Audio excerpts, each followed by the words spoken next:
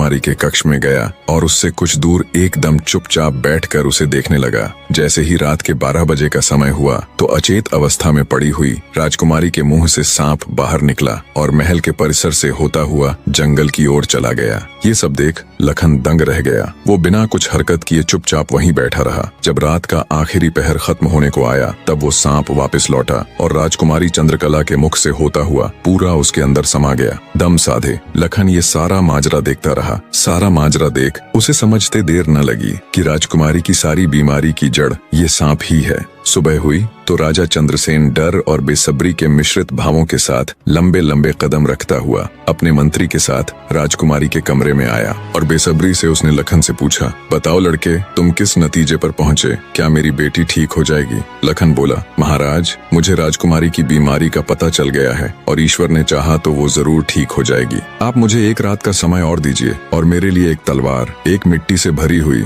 बड़ी सी बाल्टी का इंतजाम कर दीजिए। लखन की बात सुन राजा को बहुत सुकून मिला। उसने मंत्री को लखन के द्वारा मांगा गया सारा सामान उसे देने का निर्देश दिया। अब सभी को इंतजार था तो बस रात का।